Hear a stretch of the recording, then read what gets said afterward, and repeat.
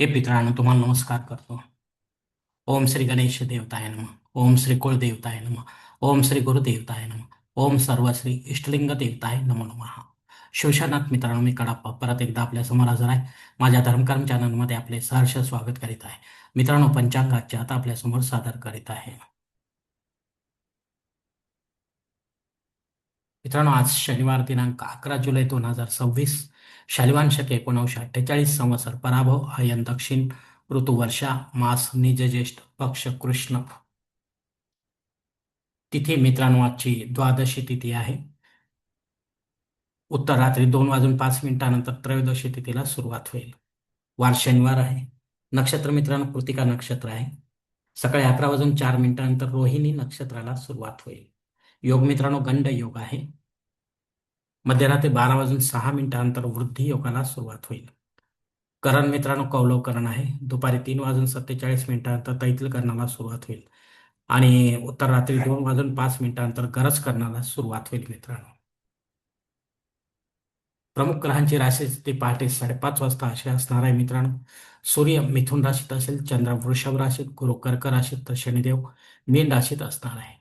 मित्रांनो, सध्या चंद्र राशीनुसार कुंभ, मीन व मेष या 3 राशींना साडेसाती सुरू आहे. या राशींच्या जातकांना साडेसातीचा त्रास होत असेल तर कृपया त्यांनी आपल्या जवळच्या ज्योतिषाकडे जावे आणि आपल्या जन्मकुंडलीमधील शनिदेवतेची पोझिशन तपासून पाहावी.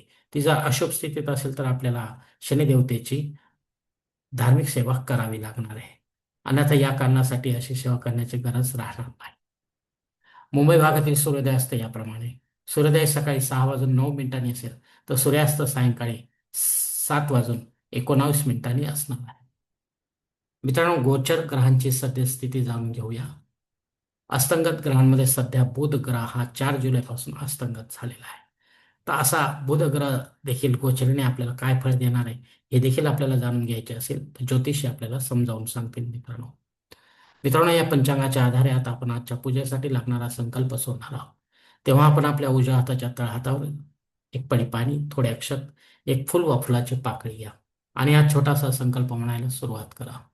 हर ओम शिव शिव शंभोराज्ञया प्रवर्तमानसते ब्रह्मणो द्वितीय परार्धे श्वेतवराह कल्पे वैवस्वत मनवंतरे कलियुगे प्रथम पादे जम्बूद्वीपे भरतवर्षे भरतकर्णे मेरो दक्षिण दिग्भागे महाराष्ट्र देशे व्यावहारिक चांद्रमाने शालिवान शके 1948 प्रभावादी षष्ठे संवत्सरांमध्ये पराभव नाम सहसरे दक्षिणायने वर्षा ऋतू निज ज्येष्ठ मासे कृष्ण पक्षे मंदवासरे कृतिका नक्षत्रे गंड योगे कौलव करणे द्वादशी शोभतितो वीर गोत्रात उत्पन्न मेकडाप्पा मो पात्र दुरित क्षेत्रवरा श्री पार्वतीपती परमेश्वर प्रित्यर्थ विधिवत नित्य देवपूजा एवं इष्टलिंग पूजा करेशे. मित्रांनो, याच ठिकाणी हा संकल्प संपलेला आहे. तेव्हा आपण आपल्या उजव्या हाताच्या तळहातावर जे संकल्पाचे पाणी आहे ते जवळच्या निर्माल्याच्या तामणात सोडून द्या. मित्रांनो या संकल्पाची वेळ मर्यादा सकाळी 11 वाजून 4 मिनिटांपर्यंत आहे.